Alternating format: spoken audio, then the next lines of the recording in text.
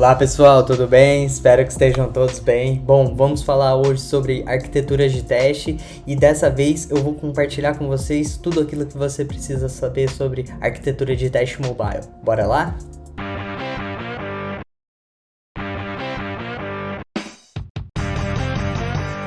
Pessoal, falar um pouquinho hoje sobre arquiteturas de teste mobile e tudo o que você precisa saber.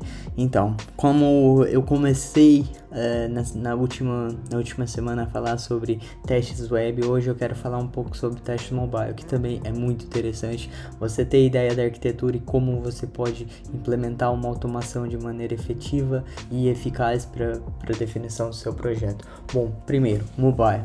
Todos os smartphones usam tecnologias que podem ser single ou split. O que é isso? São sistemas operacionais que podem ser baseados tanto, vamos supor, Android ou iOS, e o modelo de desenvolvimento ser o mesmo para as duas tecnologias, o projeto de desenvolvimento ser o mesmo, e por exemplo, dentro do modelo híbrido você vai poder utilizar React Native como exemplo, e você vai fazer a sua aplicação em JavaScript e ela vai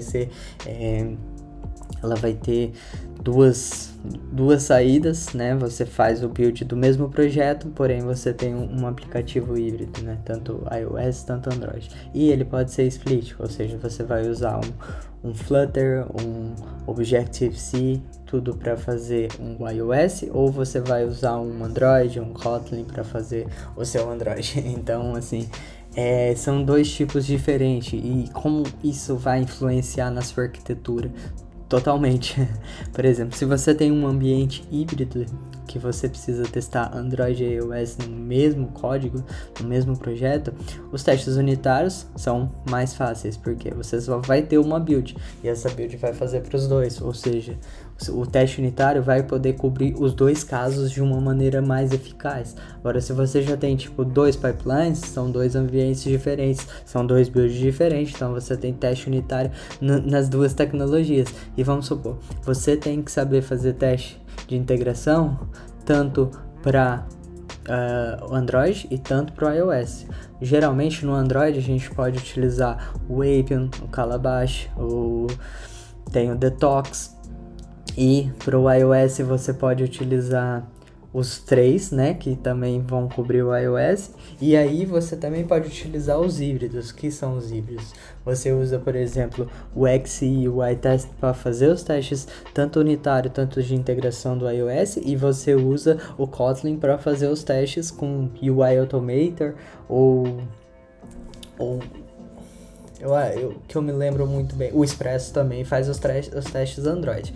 Então assim, você tem Express, tem UI Automator, e do outro lado você tem o XC UI Test, XE UI Test e XE Integration Test. Então, quando é separado, você tem que ter ideia assim, como eu vou ter certeza que os testes que eu estou fazendo não estão duplicados e que estão cobrindo tudo aquilo que devem cobrir dos dois lados.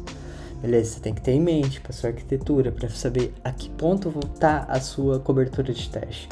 Quando você está fazendo um sistema híbrido, o teste que você está fazendo cobre as duas, então a sua preocupação é que cobertura que eu tenho. Então assim, sempre que você vai pensar numa arquitetura mobile, você tem que entender as tecnologias que estão, entender o framework que você vai utilizar e como você vai garantir que a arquitetura.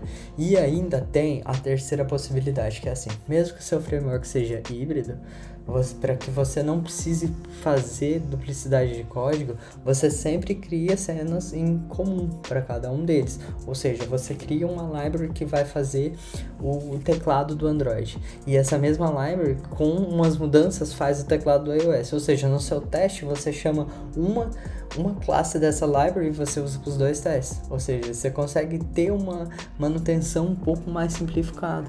Então assim, quando você vai fazer os testes de integração, que são tipo os end-to-end, clicar, ver como que comporta na tela, passa para uma outra screen, Type, da ESC, tudo aquilo que você faz no mobile, você consegue validar através desses steps. Se você tiver 2 pipelines diferentes com 2 tecnologias, você tem que garantir que suas classes, que você tem uma certa coordenação entre as duas, que você está implementando dos dois lados tudo aquilo que você vai fazer. Mas quando é um só, é mais fácil. E o que você pode fazer é criar um framework também que vai cobrir tudo e você vai utilizar para os 2 projetos.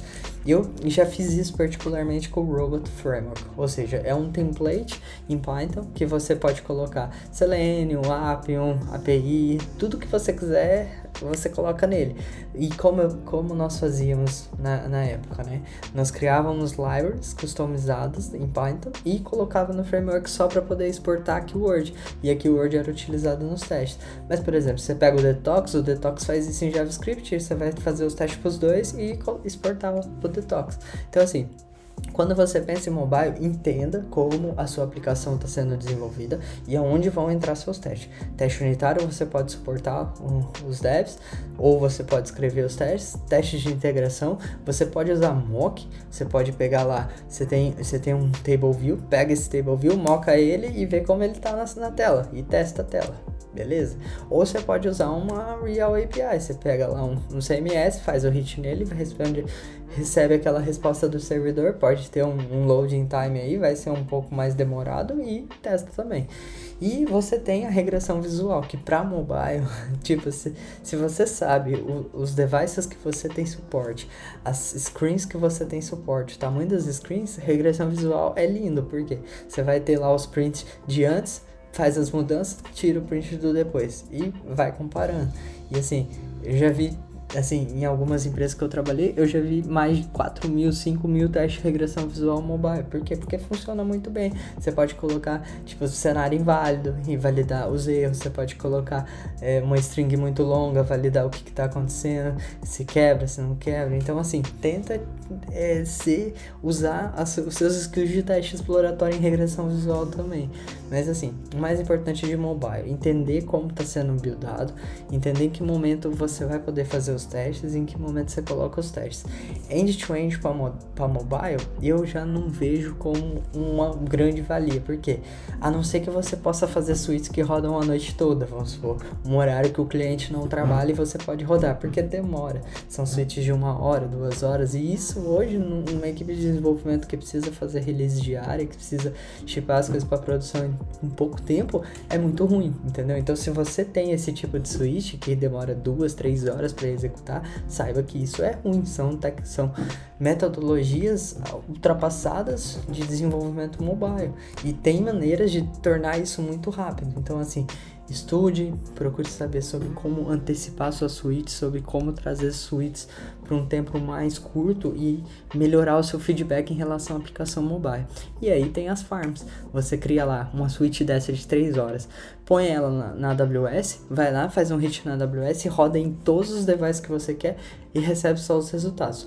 Tomar cuidado com o budget, porque a AWS fica cara se você utiliza a farm por muito tempo, mas você pode programar alguns jobs, por exemplo, no seu Continuous Integration, para fazer o hit, voltar e receber os resultados. Isso é fantástico, é rápido, resultado rápido, tipo, de diversas e milhões de OS, viewports diferentes, e tá lá os resultados para você.